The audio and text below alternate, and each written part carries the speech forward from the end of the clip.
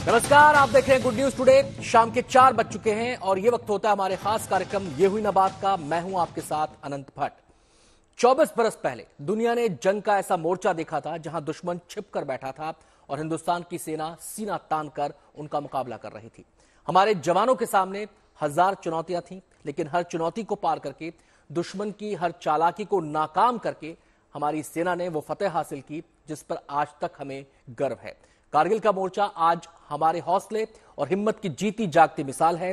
साथ ही कारगिल एक ऐसा पड़ाव भी है जहां से हमने काफी सबक भी हासिल किए हैं। तो आज कारगिल में शानदार विजय के बहाने हम अपनी सैन्य रणनीतियों की करेंगे बात, समझेंगे बीते 24 साल में हमारी सैन्य तैयारी कितनी पुख्ता हुई है। इस पर चर्चा करने के लिए खास मेहमानों का पूरा पैनल हमारे साथ मौजूद रहेगा। अपने मेहमानों से आपका परिचय कराएं, उनसे चर्चा की शुरुआत करें। उससे पहले ये रिपोर्ट आपको दिखाते हैं।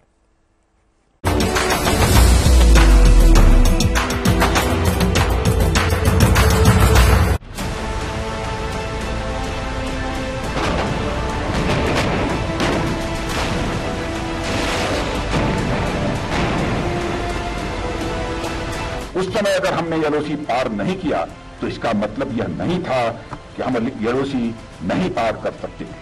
हम एलओसी पार कर सकते थे और हम एलओसी पार कर सकते हैं और जरूरत पड़ी तो भविष्य में एलओसी हम पार करेंगे।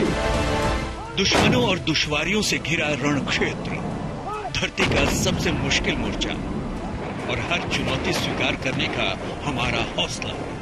कारगिल की ये फतह केवल हमारे सैन्य पराक्रम की कहानी भर नहीं है, बल्कि ये तोलोलिंग चोटी, टाइगर हिल, .5140, जुबर हिल के चप्पे चप्पे पर लिखे हमारे शौर्य का दस्तावेज है। 24 बरस पहले जिन हाथों ने तिरंगे को देश के इन चोटियों पर शान से फहराया, उन जाबाजों को देश कुछ इस तरह याद कर रहा है।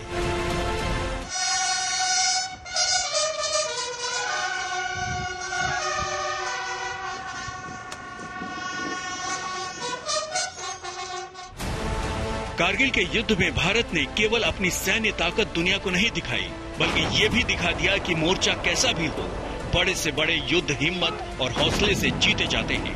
यही नहीं, यह युद्ध हिंदुस्तान की सैन्य रणनीति में बदलाव का अहम पड़ाव भी साबित हुआ। हमने अपनी जो सुरक्षा नीति है उसको प्रोएक्टिव अप्रोच बनाया हुआ है। हम वो चीजें सोचते हैं जिसके बारे में दुश्मन ने परिकल्पना नहीं की थी। पहले दुश्मन हमला बोले ये अब नहीं होगा, हमारे पास इनिशिएटिव होगा, हम ऑपरेशनल प्लान करेंगे, हम स्ट्रेटेजिक प्लान करेंगे और दुश्मन हमारी सोच पे रिएक्ट करेगा। कारगिल विजय को आज 24 बरस बीत चुके हैं और इन 24 सालों में भारत ने अपनी सैन्य ताकत को नई धार दी है और यह सिलसिला लगातार जारी है। अब भारत के पास कहीं ज्यादा अत्याधुनिक हथियार हैं, पहले से कहीं ज्यादा सशक्त वायुसेना है। क्या थल सेना, क्या वायुसेना और क्या नेवी, भारत ने खुद को हर मोर्चे पर आने वाली चुनौतियों के लिए तैयार किया है। इन 24 सालों में बहुत तरक्की हुई है, बहुत डेवलपमेंट हुआ और जो फौज की जो रिक्वायरमेंट थी, इंफ्रास्ट्रक्चर डेवलप होना, जो रोड नेटवर्क चाहिए था, जो लॉजिस्टिक इंस्टॉलेशन चाहिए थे, वो सारे हमने डेवलप किए हैं, जिससे कि भारत की सुरक्षा और सुरक्षा नीति में बहुत तब्दीली हुआ है और हम आत्मनिर्भर बने और हमारे जो बॉर्डर है वो पूरी तरीके से सुरक्षित है। हिंदुस्तान के दिलों में कारगिल विजय की ये तस्वीरें आज भी ताजा हैं। हर भारतीय को अपने इन जाबाजों पर गर्व है, लेकिन इसी के साथ भारत को दुश्मन का वो धोखा, फरेब, चालबाजी और मक्कारी भी याद है। इसलिए भारत ने कारगिल युद्ध के बाद अपना हर वो मोर्चा मजबूत किया है जिससे दुश्मनों को पल भर में धूल चटाई जा सके। पिछले 24 साल में जहां तक इंफ्रास्ट्रक्चर का सवाल है, हमने बहुत डेवलपमेंट किया है। चाहे वो कारगिल हो या लद्दाख हो, अरुणाचल हो, सिक्किम हो, उत्तराखंड हो या हिमाचल प्रदेश हो, हर एक फ्रंट पे हमने इंफ्रास्ट्रक्चर को बहुत तवज्जो दी है और जो जिस तरीके का रोड नेटवर्क हमने बॉर्डर एरिया में बिछाया है वो काबिल तारीफ है। जब हम इंफ्रास्ट्रक्चर की बात करते हैं तो उसमें रोड नेटवर्क है, हेलीपैड है, एयरफील्ड है, लॉजिस्टिक इंस्टॉलेशन है। इन सारी चीजों को अगर हम ध्यान में रखें तो हमने बहुत तरक्की की है कोई भी ऐसा इलाका नहीं है जो एक्सेसिबल नहीं है। सबसे जो अहम बात है, देखिए जोजिला पास जो कुछ महीनों के लिए खुला करता था, अब जिस तरीके से टनलिंग का काम चल रहा है, जिस तरीके से रोड नेटवर्क डेवलप हो रहा है, थोड़े समय में देखिए जोजिला पास में टनल बन जाएगी और जो कारगिल और लद्दाख का इलाका है वो 12 महीने हमें उसकी एक्सेसिबिलिटी बनी रहेगी। तो बहुत हमने डेवलपमेंट किया है और हम सजग हुए हैं इस चीज को लेकर।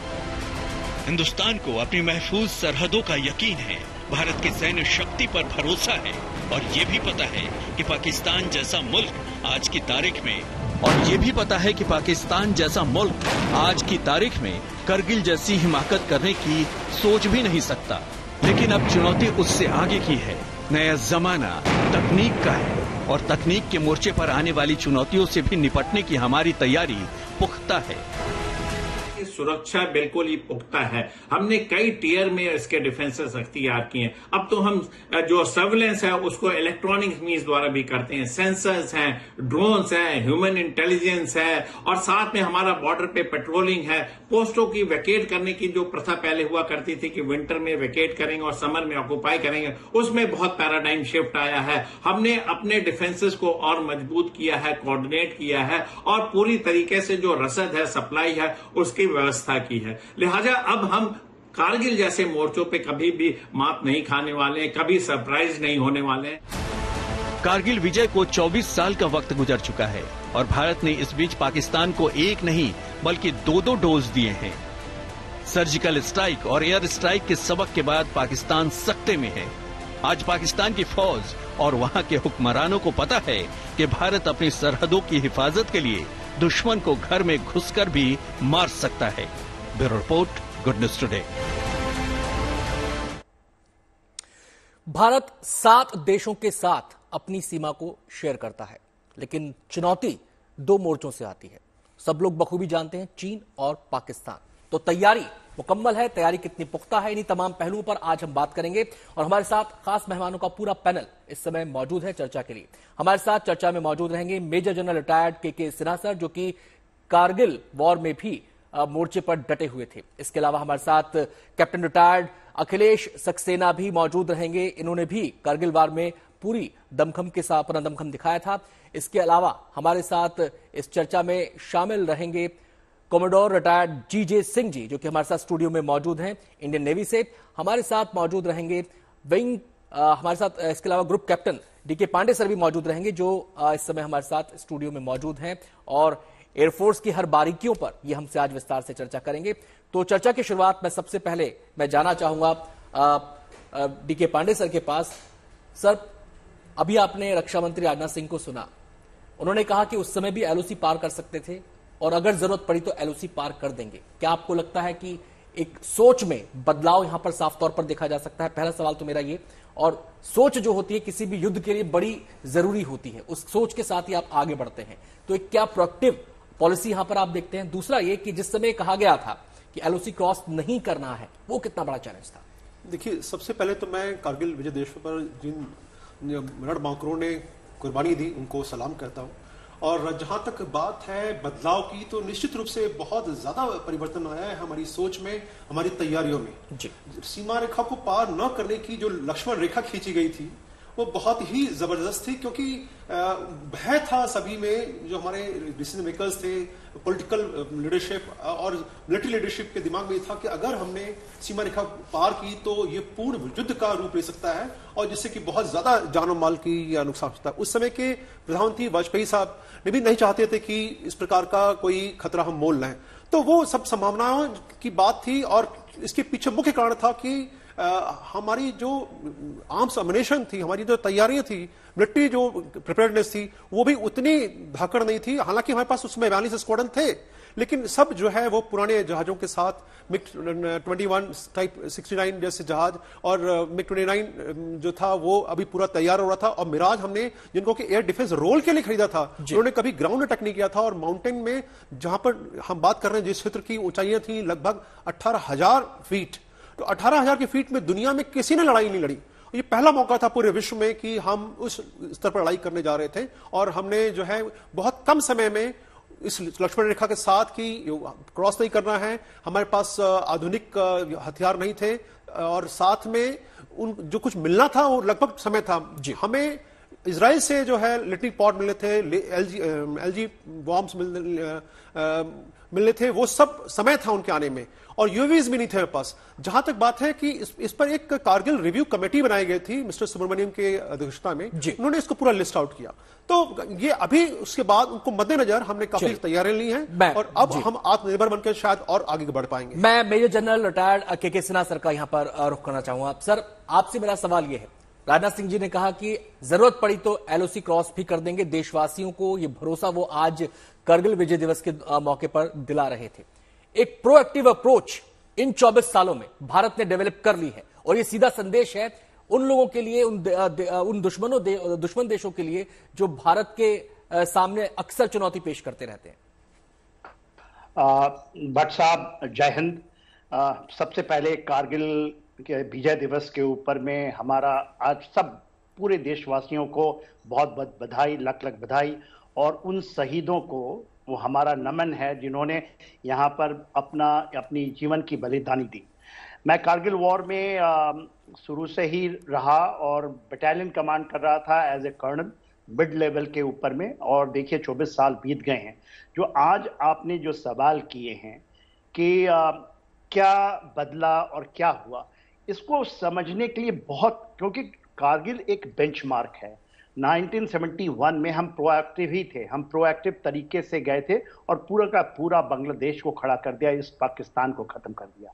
उसके बाद का समय यदि आप देखते हैं 1971 से 99 क्या चीजें हुई थी, शायद ये आपके माध्यम से देशवासियों को समझना। 1998 में हमने अपने सेकंड परमाणु परीक्षण किए और 2 वीक के अंदर ही पाकिस्तान भी न्यूक्लियर हो गया। तो ये पहला वॉर था, और जो भी लिमिटेड वॉर था ये न्यूक्लियर बैकड्रॉप में हुआ जी। ये कहना कि हम तैयारी हमारी बहुत ज्यादा थी, हम उतने ही थे जितने 71 में थे और आज के दिन हैं, उसमें कहीं भी किसी चीज की कमी नहीं थी, क्योंकि वॉर के समय हर क्षण हर पल, अदरवाइज जो लोग उसमें भाग लिए हैं, उसमें जो उन्होंने अपनी बलिदानी दी है, उसके साथ बेईमानी होगी। देखिए, बात यह है कि हमारा इसको लाहौर की बस से यदि आप जोड़ते हैं, जो कि 20 फरवरी 99 आज से 2.5 महीना पहले गई थी, और हम पाकिस्तान के साथ वो संदेश लेके गए थे वाजपेयी साहब कि आइए हम मिलकर के पूरे जो एशिया की 21वीं सदी आने वाली है, वो हमारी सदी है, उसके अंदर हम मिल के काम करें। मगर जिस तरह से उन्होंने कुठाघात किया, जो आपके पीठ में छुरा भोंका मुशर्रफ ने उन कारगिल हाइट्स के अंदर में, क्योंकि मैं भी कमांड कर रहा था बटालियन को दिल्ली में, और हमारी बटालियन एयरलिफ्ट हुई थी पहले दिन से 3 मई से लेकर के, और उसके बाद की पूरी जो आप देखते हैं, मस्को हो, द्रास हो, काकसर हो, बटालिक, चोर बाटला और हिंड, और जो हमारा सब सेक्टर हनी, तो ये पूरे के इलाके में यदि आप देखेंगे तो आज उस समय की बात को, जो सबसे इंपॉर्टेंट चीज है उसको समझने के लिए, कारगिल की लड़ाई की तरह कोई इसके पहले इस तरह की लड़ाइयां नहीं हुई थी। 18,000 फीट, उसके पहले तो हम 84 में ही चले गए थे, यदि आप सियाचिन ग्लेशियर की बात जी। हाँ, हाई एल्टीट्यूड का पूरा तजर्बा हमारे पास, पूरा सियाचिन से लेकर के हमने उसको लिया था। तो ये कहना कि हम कहाँ हमारी जो कामियां रह गई, वो हम कहीं समझ गए कि शायद हम जा रहे हैं बस डिप्लोमेसी के साथ, तो ये चीजें नहीं होंगी। और जो पहले बताया गया आपने इसमें आया था कि शायद हम जो विंटर वेकेशन करते थे और किस तरह से धोखा दिया पाकिस्तान ने, आपके ऊपर में छुरा भोंका, मगर उसको जो आपने बेंचमार्क करके निकाला है, उसके बाद रिव्यू कमिटीज हुई हैं, हमने उन चीजों को प्लग किया है, और वो एक प्रक्रिया है, हर सब चलती रहती है। प्रोएक्टिवली क्रॉस करना, एलओसी के ऊपर नहीं क्रॉस करना, उसकी एक वजह थी, क्योंकि दोनों देश न्यूक्लियर हो चुके थे और हमें पता नहीं था कि रिएक्शंस कैसा आएगा। सिन्हा सर, मैं आपके पास आता हूं, और आपने पूरी पृष्ठभूमि को समझाया और ये भी बताया कि कैसे उस समय भी तैयार थे और आज भी तैयारियां बेहतर हुई हैं पहले से। मैं यहां पर रुक करना चाहूंगा कैप्टन अखिलेश सक्सेना का।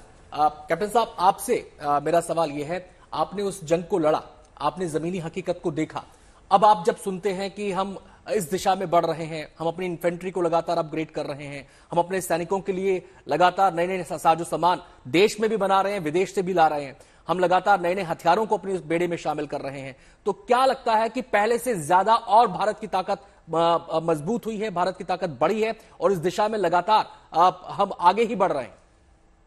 डेफिनेटली। सो जय हिंद दोस्तों, एंड सबसे पहले मैं आपको कारगिल विजय दिवस की सबको शुभकामनाएं देना चाहूंगा, क्योंकि आज का ये दिन है वो भारतीय इतिहास में स्वर्ण अक्षरों से लिखा जाएगा, क्योंकि हमने एक ऐसी लड़ाई जीती थी 1999 में जहां हमारे पास संसाधन कम थे, जैसे आपने ही बोला। बट मैं एक दूसरा पहलू लाना चाहूंगा यहाँ पे।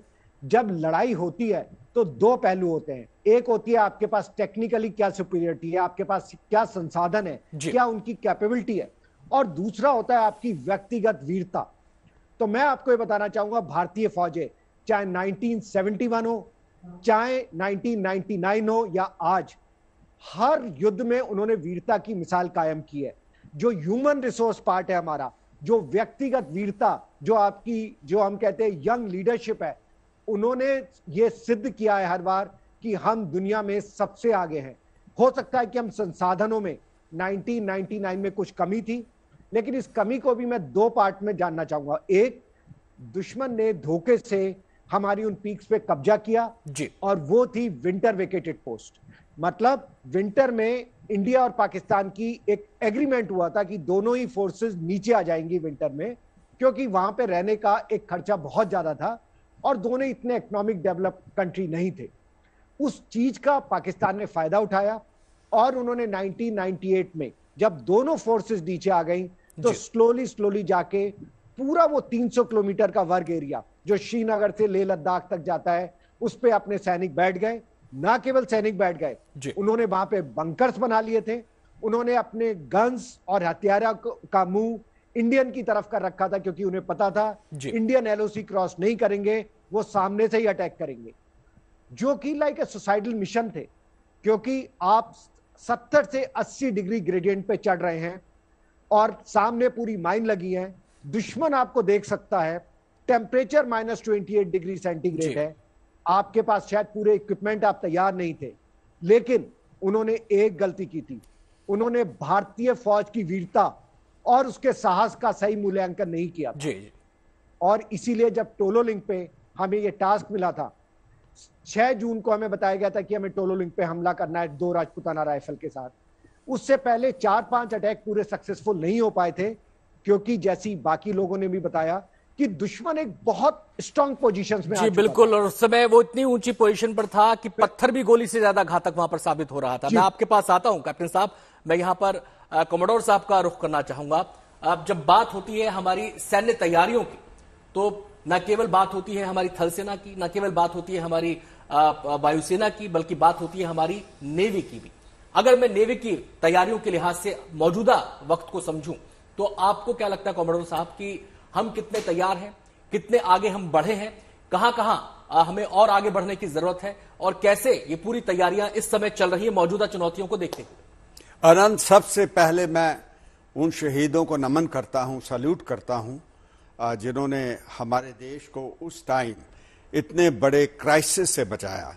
और मुझे एक कोट याद आता है कि शहीदों की चिताओं पर लगेंगे हर बरस मेले, वतन पर मरने वालों की यही बाकी निशान होगा। तो मैं ये कहना चाहता हूं कि कारगिल वॉर जो थी एक बहुत बड़ा हमारे लिए लेसन था। हमने सिर्फ आर्मी को ही इंप्रूव नहीं किया, उसके बाद हमने एयरफोर्स को इंप्रूव किया, हमने नेवी को भी जिस लेवल पे थी कारगिल वॉर, अगर उसको मैं आज की तारीख में देता हूं तो बहुत आगे नेवी भी आ चुकी है। और साथ में मैं गवर्नमेंट की बात एक बताना चाहता हूं कि ये जो माइंडसेट, जैसे आपने शुरुआत में कहा कि क्या मानसिकता के अंदर जो फर्क आया है, तो मैं ये कहूंगा बहुत सरल शब्दों के अंदर, ताकि आपका जो दर्शक है उसको बड़ी आसानी से समझ पाए कि पहले जो हमारी पॉलिसी थी वो ये थी कि अगर चोर गांव में घुस जाए तो बंदूक को संदूक में छुपा लो, नहीं तो चोरी हो जाएगी। मगर मैंने ये देखा कि 2014 के बाद जो गवर्नमेंट ने पॉलिसी चेंज की, उसने ये किया कि बंदूक को संदूक से निकालो और चोर के ऊपर फायर करो और उसका पीछा करो और उसको घर में घुसकर मार के आओ।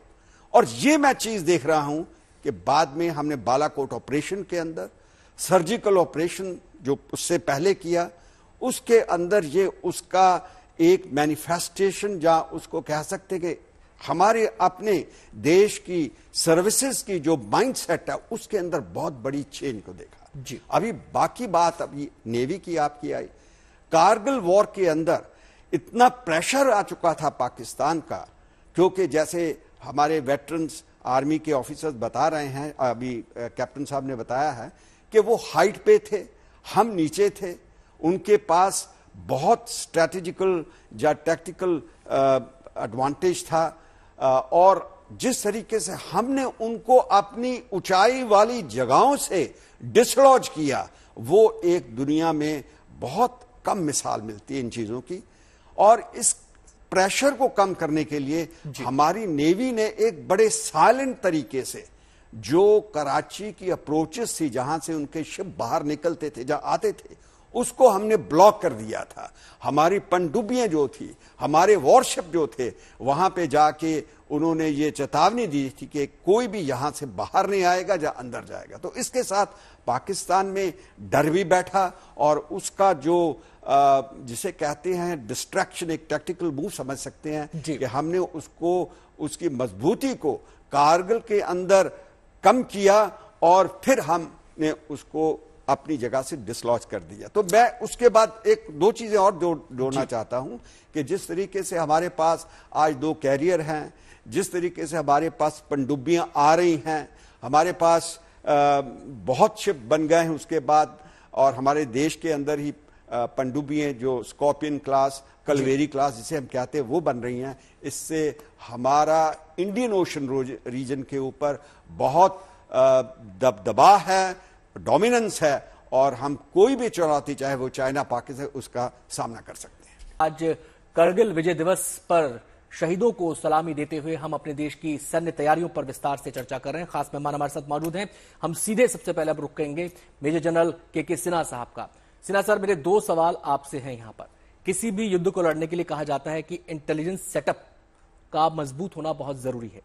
उस मोर्चे पर कितना बदलाव करगिल के बाद आया है, कितना मजबूत हम हुए हैं, पहला सवाल। दूसरा सवाल कि आर्मी के नजरिए से अगर देखें तो इन्फेंट्री मॉडर्नाइजेशन पर काफी जोर दिया जा रहा है, उस दिशा में कितने हम आगे बढ़ पाए हैं? 2 सवाल आपके हैं। पहला है इंटेलिजेंस के ऊपर। देखिए भट्ट साहब, इंटेलिजेंस एक बहुत इंपॉर्टेंट फैक्टर है, और ये फैक्टर है चाहे वॉर हो, जब हम पीस में हो या वॉर में हो। आपकी स्ट्रैटेजिक इंटेलिजेंस चाहिए, आपको ऑपरेशनल लेवल पे चाहिए, टैक्टिकल, ये लेवल्स हैं, जो एरिया ऑफ इंटरेस्ट हैं, एरिया ऑफ इन्फ्लुएंस की आपकी इंटेलिजेंस चाहिए।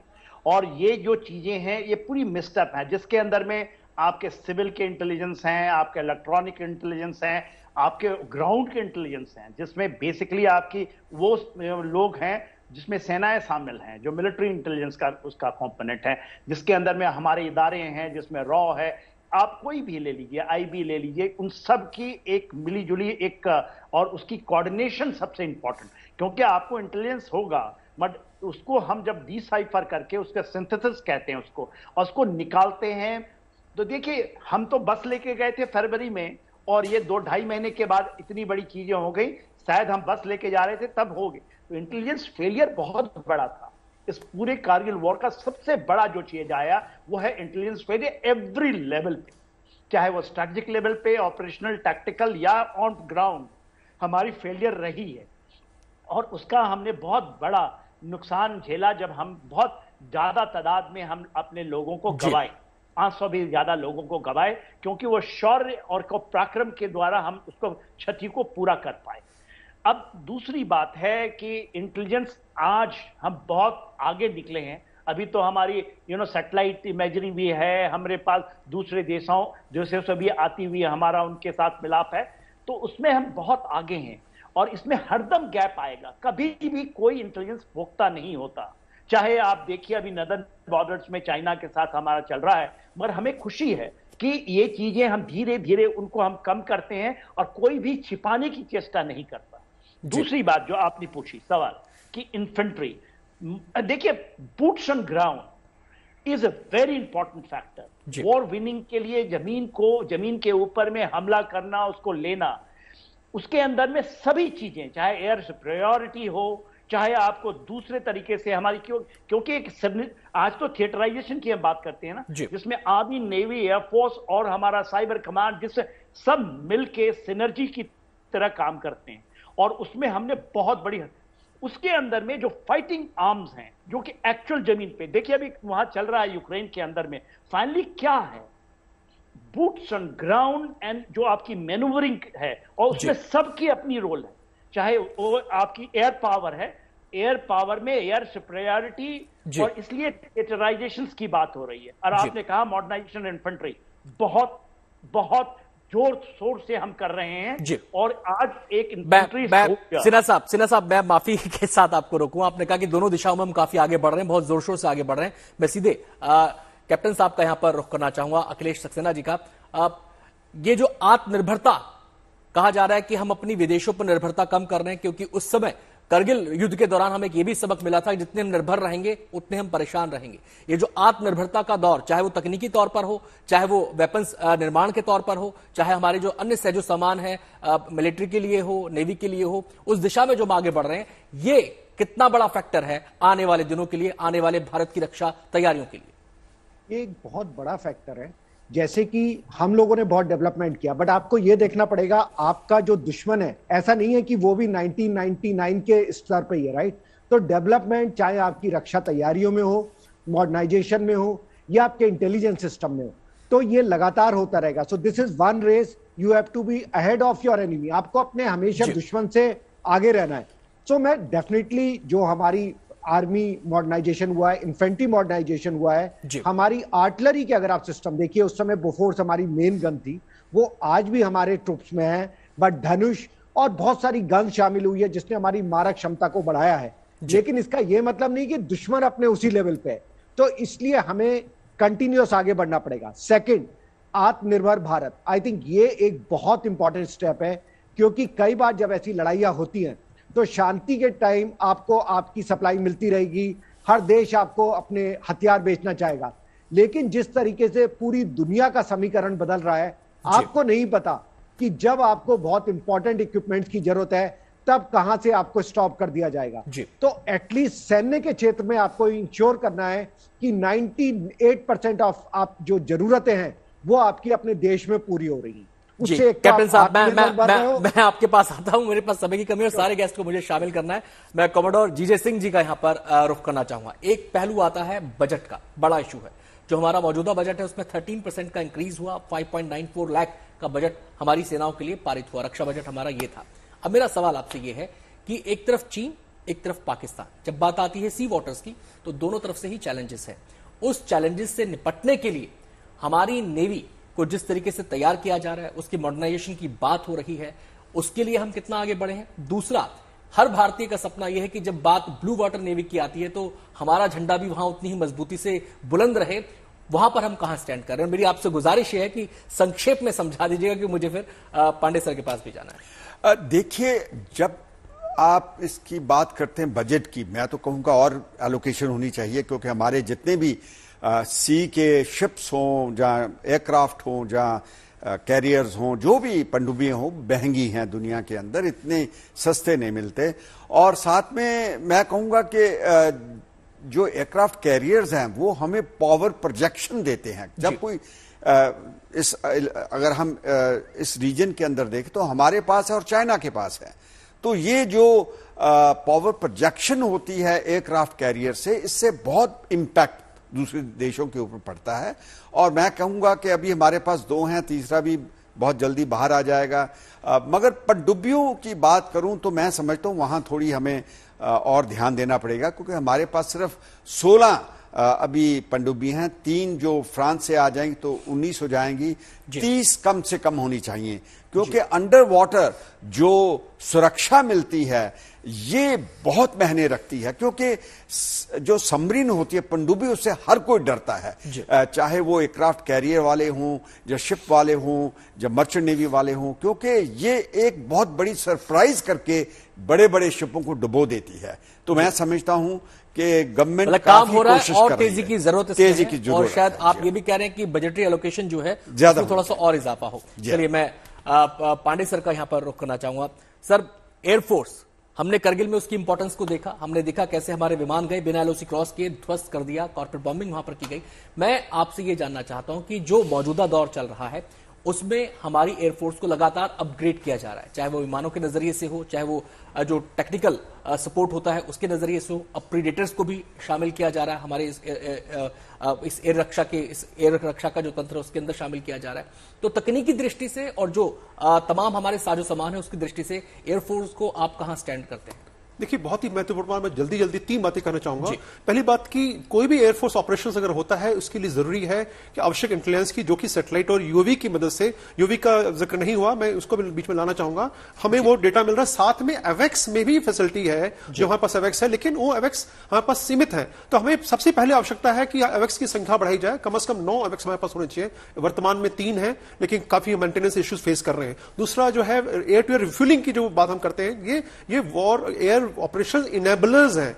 तो ये जहाज तो हम खरीदे, राफेल हमारे पास आया, हमने उसमें मेट्रोल जैसे मिसाइल ली, जो कि माउंटेनियन टेरेन में बहुत जो है धांसू मानी जाती है, धड़क बहुत उनकी धमक है, लेकिन आवश्यकता है कि उस स्थिति तक हम पहुंचे और दुश्मन के पास जो क्या कार्रवाई हो रही है उस पर रिएक्ट कर सके। नेटवर्क सेंट्रिक ऑपरेशंस हम बढ़ा रहे हैं, मल्टी डोमेन ऑपरेशंस की तरफ आगे कदम बढ़ रहा है। तो हमें देखना पड़ेगा कि क्या रिक्वायरमेंट है। साइबर सिक्योरिटी एक बहुत बड़ा एक एलिमेंट है, जो कि आपको पता है कि एआई और मशीन लर्निंग के पर बहुत ज्यादा ध्यान दिया जा रहा है। यूवीज का जिस प्रकार से आगमन हो रहा है, एयर स्पेस मैनेजमेंट भी एक बहुत बड़ा चैलेंज होगा। लेकिन अगर हम ध्यान रखें कि अगर हम एक सोची समझी तरीके से आगे बढ़ेंगे तो शायद बहुत आगे तक जा पाएंगे, लेकिन हड़बड़ाहट में और अनियोजित तरह में जाएंगे तो शायद हम वो लक्ष्यों की प्राप्ति न कर पाए जो कि हमें चाहिए, क्योंकि हमारे दोनों तरफ, पूर्व पश्चिम दोनों तरफ दुश्मन जो है वो ताक में है। तो हमें साफ देखना होगा कि क्या थ्रेट परसेप्शन है, उस हिसाब से हमारी ट्रेनिंग और इंफ्रास्ट्रक्चर डेवलपमेंट। आपने थ्रेट परसेप्शन की बात की है, मैं यहां पे सिन्हा सर का रुख करना चाहूंगा। सिन्हा सर, मेरा एक छोटा सा सवाल आपसे है।